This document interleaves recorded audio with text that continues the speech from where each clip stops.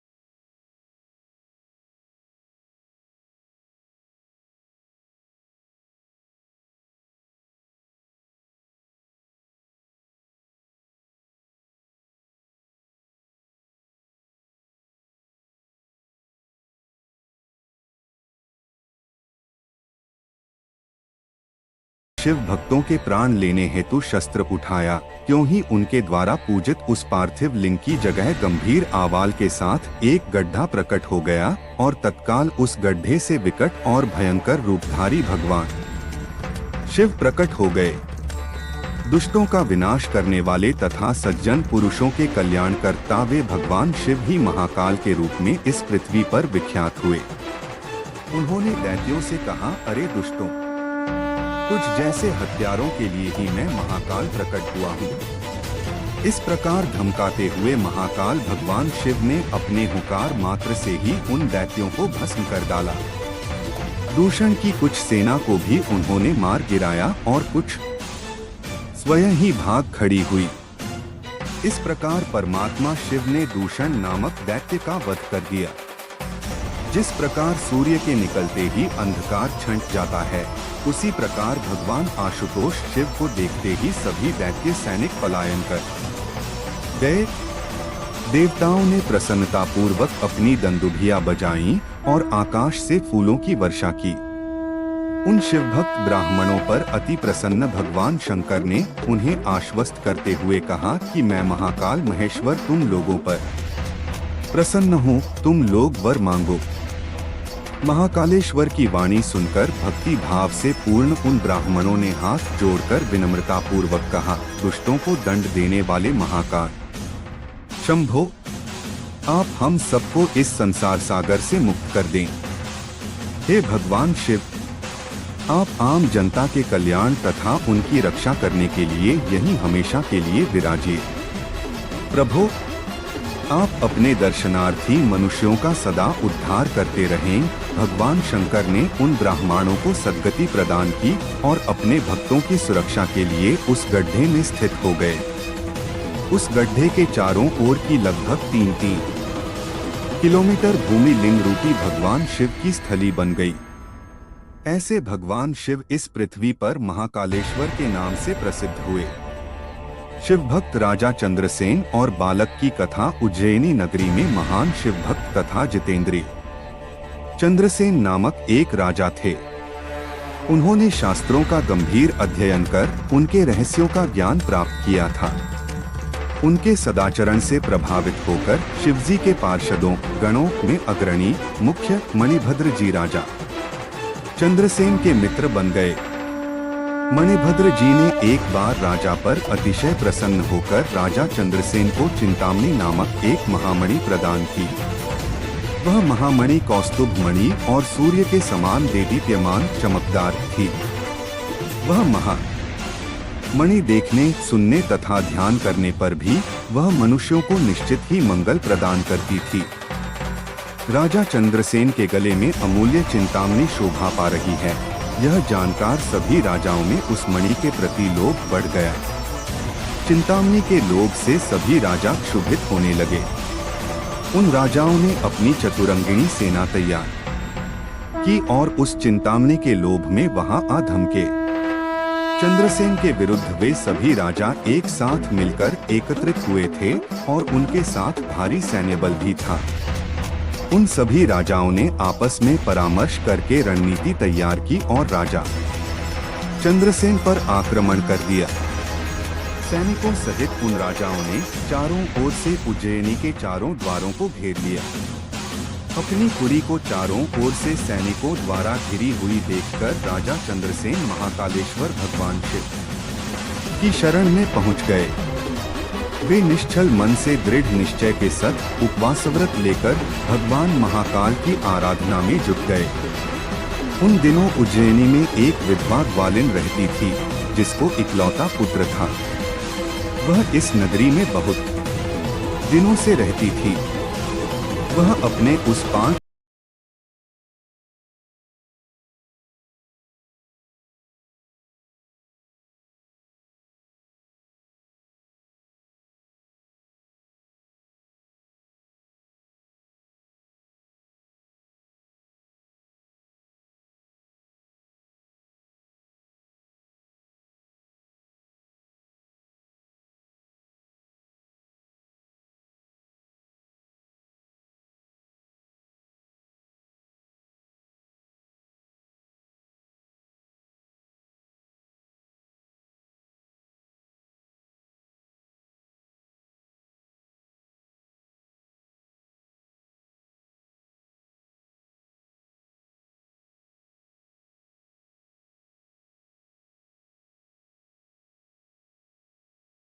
करके उस पत्थर को ही शिवलिंग मान लिया।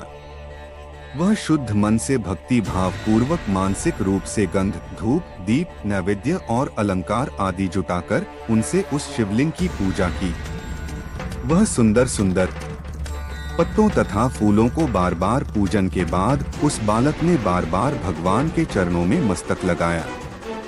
बालक का चित्त भगवान के चरणों में आसक्त था और वह विह्वल होकर उनको दंडवत कर रहा था। उसी समय ग्वालिन ने भोजन के लिए अपने पुत्र को प्रेम से बुलाया। उधर उस बालक का मन शिव जी की पूजा में रमा हुआ था, जिसके कारण वह बाहर से बेसुध था। माता द्वारा बार बार बुलाने पर भी बालक को भोजन करने की इच्छा नहीं हुई और वह भोजन करने नहीं गया। तब उसकी माँ स्वयं उठकर वहां आ गई। माँ ने देखा कि उसका बालक एक पत्थर के सामने आंखें बंद करके बैठा है। वह उसका हाथ पकड़कर बार बार खींचने लगी, पर इस पर भी वह बालक वहां से नहीं उठा, जिससे उसकी माँ को क्रोध आया और उसने उसे खूब पीटा। इस प्रकार खींचने और मारने पीटने पर भी जब वह बालक वहां से नहीं हटा तो माँ ने उस पत्थर को उठाकर दूर फेंक दिया। बालक द्वारा उस शिवलिंग पर चढ़ाई गई सामग्री को भी उसने नष्ट कर दिया। शिव जी का अनादर देखकर बालक हाय हाय करके रो पड़ा। क्रोध में आग बबूला हुई वह ग्वालिन अपने बेटे को डांट फटकार कर पुनः अपने घर में चली गई। जब उस बालक ने देखा कि भगवान शिव जी की पूजा को उसकी माता ने नष्ट कर दिया, तब वह बिलख बिलख कर रोने लगा।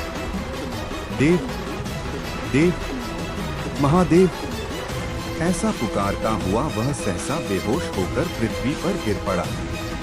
उसकी आंखों से आंसुओं की झड़ी लग गई। कुछ देर बाद जब उसे चेतना आई तो उसने अपनी बंद आंखें खोल दी। उस बालक ने आंखें खोलने के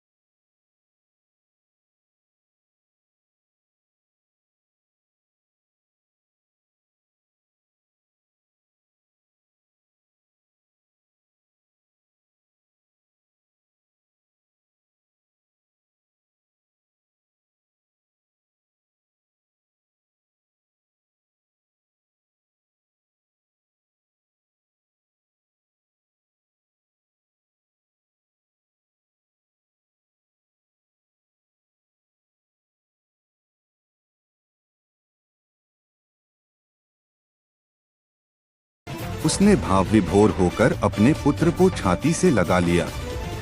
अपने बेटे से शिव के कृपा प्रसाद का संपूर्ण वर्णन सुनकर उस ग्वालिन ने राजा चंद्रसेन को सूचित किया। निरंतर भगवान शिव के भजन पूजन में लगे रहने वाले राजा चंद्रसेन अपना नित्य नियम पूरा कर रात्रि के समय पहुँचे।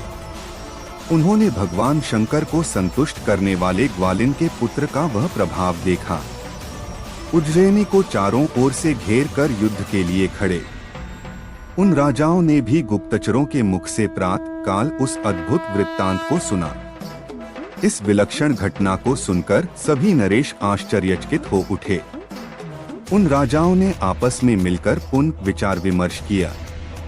परस्पर बातचीत में उन्होंने कहा कि राजा चंद्रसेन महान शिव भक्त है, इसलिए इन पर विजय प्राप्त करना अत्यंत कठिन है। ये सभी प्रकार से निर्भय होकर महाकाल की नगरी उज्जैनी का पालन पोषण करते हैं। जब इस नगरी का एक छोटा बालक भी ऐसा शिव भक्त है तो राजा चंद्रसेन का महान शिव भक्त होना स्वाभाविक ही है। ऐसे राजा के साथ विरोध करने पर निश्चय ही भगवान शिव क्रोधित हो जाएंगे। शिव के क्रोध करने पर तो हम सभी नष्ट ही हो जाएंगे। इसलिए हमें इस नरेश से दुश्मनी न करके मिल मिलाप ही कर लेना चाहिए, जिससे भगवान महेश्वर की कृपा हमें भी प्राप्त होगी। युद्ध के लिए उज्जैनी को घेरे